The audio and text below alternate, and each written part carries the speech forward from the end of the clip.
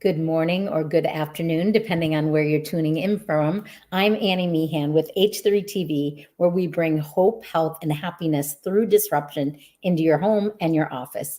Every week, I try to come to you with encouragement, inspiration to remind you that we all face disruption. So it's not a matter of if we face disruption, it's a matter of when. And my hope for you, my encouragement is that you do not let disruption define you, define your career, your business, or your life. So I am here today with my friend Melissa. Please help me welcome Melissa to the stage. Hey, Melissa, how are you? Hi, I'm so excited to be here. It's such a great topic. Thank you. Tell us a little bit about you. Who are you? Where are you from? What do you do? Sure. I am based in Delaware. I was a corporate HR executive and turned consultant coach a couple of years ago. And so I now run Canopy Strategies. Wonderful. I love that. And I forgot to tell our listeners, if you have questions or comments for myself or Melissa throughout the presentation, or if you watch it later, we will definitely respond to all of those. So thanks. So when you think of the word disruption, Melissa, what comes to mind? Just the definition of that word overall. It's a significant change in the plans that you thought you had. A significant change in the plans you thought you had. Very nice. And how about yourself? Have you faced a professional or personal disruption in your life? I would say I've had many over the course of a long career. I would say the most recent one was last year in my business. And tell us a little bit about what happened. So I felt like I was in year 4 of the business at the time, and thought I was going into 2023 with an amazing set of opportunities in front. Like it was going to be a good year. I was starting to scale. And then one by one, the things fell through the cracks. You know, whether it's a ghosting, whether it's, hey, we don't have the money or priorities. And all of a sudden, what I thought was going to be the beginning of a great year turned into not so great of a year. That's where it started. Yeah, I remember that in 2020. Like I had so many bookings for 2020 at the end of 2019. And I was so like, Greg's going to retire. We're going to be doing amazing. And then life, right? That's why I started the show, because I was like, wait a minute, if I'm going through this, other people are going through it. And especially as a business owner, usually they say, if you can make it to 4 years, you're going to be okay. If you can make it to 7, you're going to be better. And I just totally can relate to that. And I'm sorry you went through that. And that's real life, right? For all of us, whatever our business is it can look great and it can quickly shift and be disrupted. So how did you, in the midst of 2023 changing from looking really solid to not being as solid of ground and being a little shook, and how did you stay hopeful in the midst of that? It's interesting, I went on a business retreat in March, end of March, and that's about where the business, I was like, ooh, we're on a trend down, and got introduced to a variety of things that I thought were a little woo. Around, more on the meditation side and more on the oracle cards and things like, and journaling. I'm like, it's not really me. But I sort of tried to buy into it a bit. And I mean, to be honest, it was a rough year, and I definitely hit the valley. There were some personal things going on, but the business, I sort of lost my way as far as am I really doing what I'm supposed to be doing? Like, is this journey a good one? Yeah. So, I mean, it was a challenge. So you kind of, it sounds like, to stay hopeful, you kind of stayed open to different options. Even if they weren't a good fit, you were still like, what does that look like? And for many people that leave corporate America, I was talking to someone yesterday, I said, at minimum, $40,000 saved. And she was like, whoa, that's a lot of money. And I'm like, that's minimum. I said, not only does it cost a lot to start a business, but when you work 48 plus hours a week and you have a regular paycheck, you get used to that. When you own your own business, 40 hours a week can feel like a vacation because you're working 60 or 80 and money comes and goes, right? And so staying open to different ideas, and some don't fit, some do fit. What do you do? And I'm such a, yes, I believe in mindfulness, but envision that success, but also do the work that you need to do to get to where you want to be. So how did you stay healthy in the midst of that? Because sometimes that disruption can really affect our health. And when I think of health, most people go right to physical. I was a gym owner for 12 years. I think health is 7 areas. So I think your physical, your emotional, your mental, your financial, your career health, your relationship, and your spiritual health. So how did you stay healthy in those?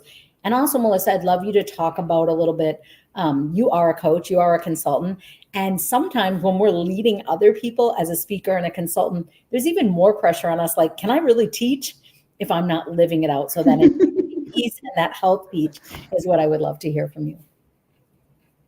Yeah, I mean, I love the fact that it's not just the physical health. I mean, I'm a runner, though often injured, but I mean, so from the physical, there was a training part to there, but I think the emotional and some of the others were really tied to how do I make sure I continue have a community around me that I can go to. And so reinvested in some coaching beyond what I was already doing from a business perspective to say, I need to talk about that. Like, what's the bar that I'm looking at?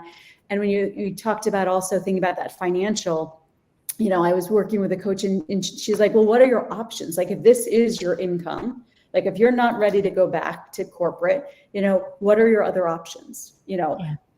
Rental income or getting a part-time job, or like consider all those types of things. And so I think it was, I don't want to say I was throwing spaghetti against a wall, but it was really trying to make sure I was thinking through all the different things of whether, how I was tapping into coaches, tapping into what was my financial security that I was going through, continuing to do the physical things that helped me, continuing to journal and read every morning or most mornings to try and stay in tune. But you do question, like, okay, I'm struggling with this. How do I help others? And I think one of the things you find is the more vulnerable you're willing to be around the journey, more likely people will start trusting you that you don't have it all figured out. And so it's that fine balance of not airing your whole dirty laundry, but being like, I struggle too, and I'm working through this.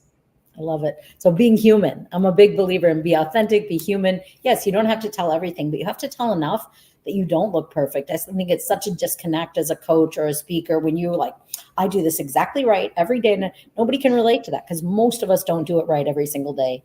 I know I'm a very high energy speaker. And so I always think about, I got to take care of my body. Like, I love sugar. I love eating out. I love travel. And the more I travel and the more free food, the more free drinks, it's just everywhere. And growing up in food scarcity, I'm like, okay, just because it's free doesn't mean you have to eat everything, but I have to remind myself of that. But I do think also you said something important, Melissa, as a coach, I always have a coach.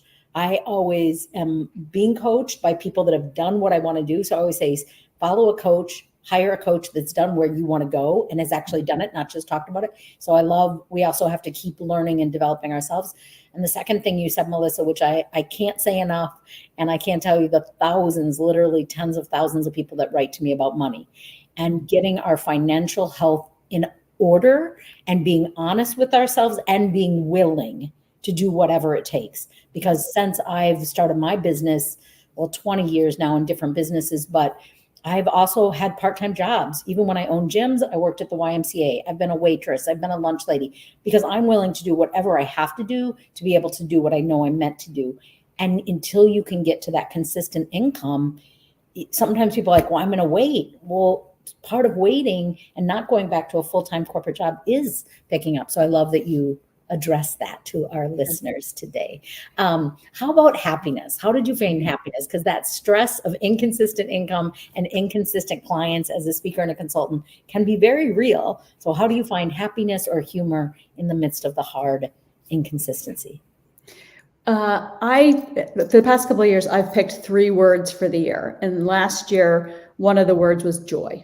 And so part of that journaling exercise every day was really writing down, I'm seeking joy. And obviously joy and happiness are different flavors, but trying to think about what are those things that bring me joy, whether that's, being outside on a beautiful day, whether that is a run that feels good, whether that's time with my kids where we're laughing and playing, whatever it is, finding those moments of trying not to be sucked into, okay, the business isn't where I want it to be. And thus I'm doubting myself, trying to find those moments that I'm like, And I mean, for me, a big part of it is also, is sitting on the beach with a book and listening to the ocean.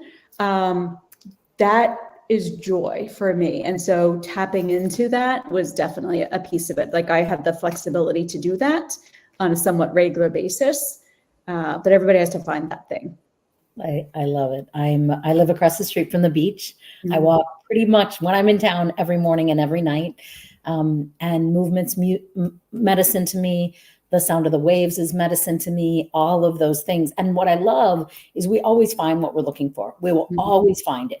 And so if we look for what isn't working and what is overwhelming, we will find that. But if we look for joy and also what you're doing every morning is you're setting that intention. Like, I'm getting up and I'm going to find joy today. I don't know if it's going to be on a beach or in a book or with my kids, but you're setting that intention. I think it's such a great way to stay happy.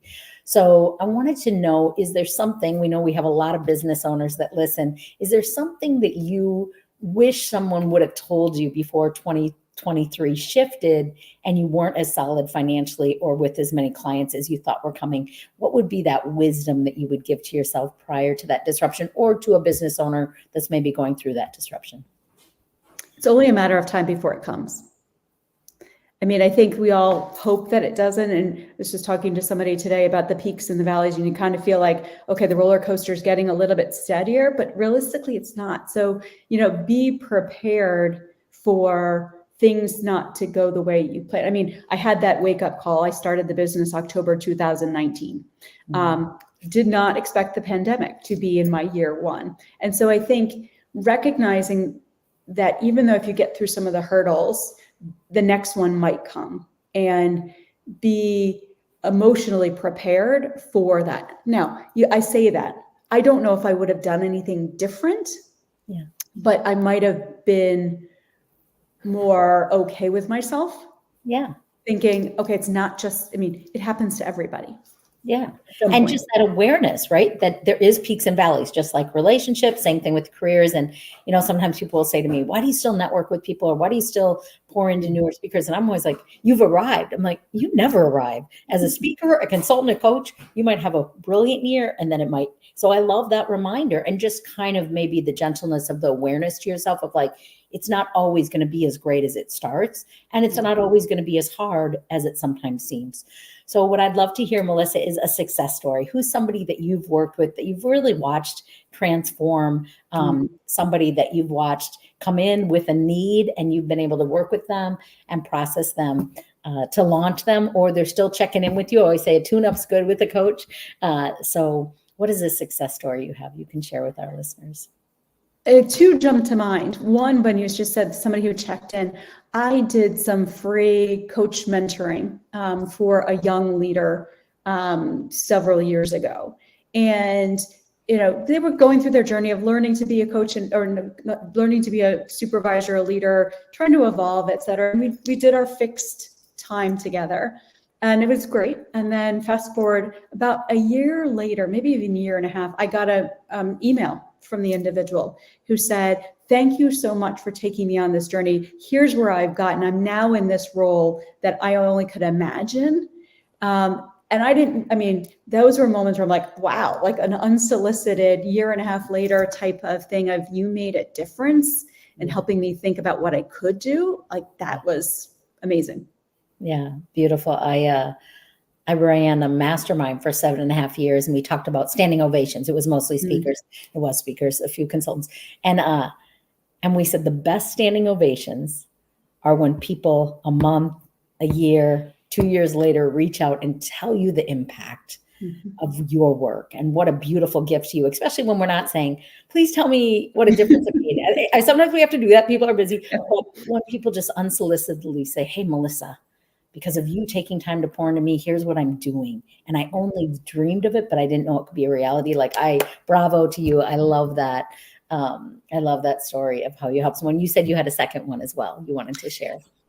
Yeah, I have a client that is, most of what we do is a little bit of leadership coaching, a little bit of talent strategy and HR advisory. And they had a rough run with, some team types of things. And over the time that we worked together, they really stepped into who do they want to be as a leader? Who do they need on the team? And have actually put together a team that is now a really cohesive working group with a ton of energy. And in one of the most recent conversations, it was kind of like, okay, you need to write down a bottle what is working right now so that when you notice signs that that no longer feels the same, like that's the trigger to say it's time to do something different. But I was so excited because of the progress they've made on their personal leadership journey and in thinking about who do they really need in order to make the impact that they're trying to make. So I just love the progress. Beautiful. I love that so much. It's just excellent. Thank you for doing the good work that you're doing and pouring into people. We all need a coach. We all need someone to encourage us. Sometimes it's confidence that they don't even know they don't have, but you start speaking into them and encouraging them, and it shows up. So Melissa, thank you and we're keeping it brief today, but we're both set with full plates of life. But what is the best way to connect with you and get more information with you? Where's the best place for our listeners to find you? Definitely on LinkedIn. I am there every day with generally my original content. What do I think and feel and what's going on in the world of people? So find me there. I love that. Well, thank you so much for sharing your wisdom, your disruption, and your hope, health, and happiness beyond it, not letting that disruption find you. I wish you incredible continued success. And thank you to our listeners. Remember, you can ask us questions, and we're here to encourage you and to bring hope, health, and happiness in your disruptions so they do not define you. Thanks so much for being here, Melissa. Thanks to our listeners. See you soon. Thank you.